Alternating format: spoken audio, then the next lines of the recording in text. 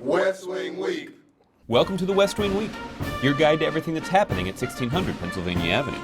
This week, the president made a major announcement on a policy to guarantee access to free preventative health care services, unveiled next year's budget, pushed Congress to extend the payroll tax, awarded the national medals of arts and humanities, met with China's Vice President Xi, and traveled west to Wisconsin and California.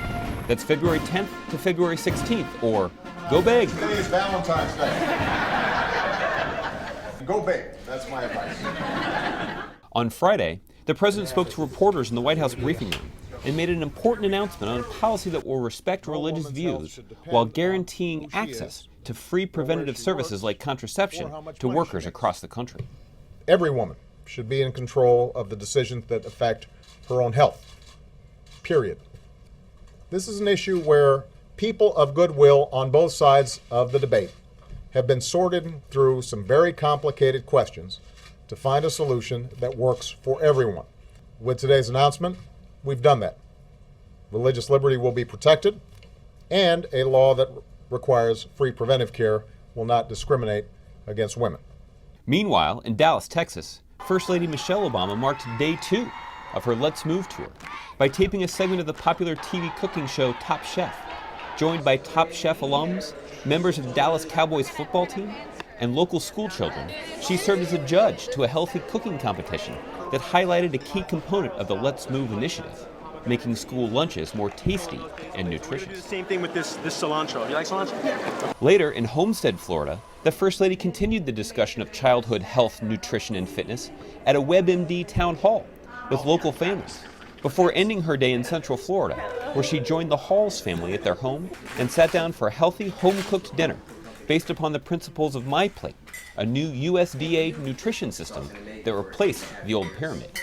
On Saturday, the First Lady concluded her Let's Move tour at the ESPN Wide World of Sports complex at Disney World, where she joined 1,400 families for a community physical activity event. On Monday, February 13th, the president visited Northern Virginia Community College to unveil his budget proposal and announce a new $8 billion community college to career fund. In the State of the Union, I outlined a blueprint for an economy that is built to last. Today, we're releasing the details of that blueprint in the form of next year's budget. Don't worry, I will not read it to you. But the main idea in the budget is this. At a time when our economy is growing and creating jobs at a faster clip, we've got to do everything in our power to keep this recovery on track. And that's why my administration is helping community colleges redesign training programs. And that's why we're making a national commitment to train 2 million Americans with skills they need to get a job right now or start their own business right now. Back at the White House, the First Lady and the President were part of a time-honored White House tradition of awarding the 2011 National Medal of Arts and National Humanities Medal in the East Room. Somewhere in America, the next great writer is wrestling with the first draft of an English paper. Somewhere the next great actor is mustering up the courage to try out for that school play. Somewhere the next great artist is doodling on their homework. Somewhere the next great thinker is asking their teacher, why not? They're out there right now, dwelling in possibility. On Tuesday, the president delivered remarks urging Congress to extend the payroll tax cut and unemployment insurance, and was joined by Americans from across the country who have shared what $40 a paycheck means to them. Just pass this middle-class tax cut, pass the extension of unemployment insurance, do it before it's too late, and I will sign it right away. Later, the president sat down with Chinese Vice President Xi for a bilateral meeting in the Oval Office. On Wednesday, the president traveled to Milwaukee to tour the manufacturing facilities at Masterlock and discuss his blueprint for an economy built to last, based on American manufacturing and the importance of companies insourcing and investing right here in America. Manufacturing is coming back. Companies are starting to bring jobs back.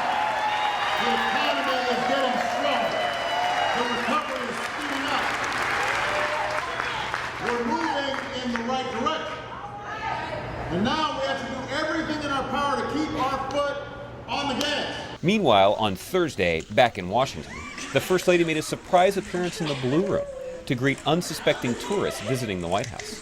She was, of course, accompanied by Beau. And this concludes the 99th edition of the West Wing Week. You heard that right, the 99th week. To find out more information on any of these topics or to see complete videos of these events, go to whitehouse.gov and be sure to tune in next week for a special 100th edition.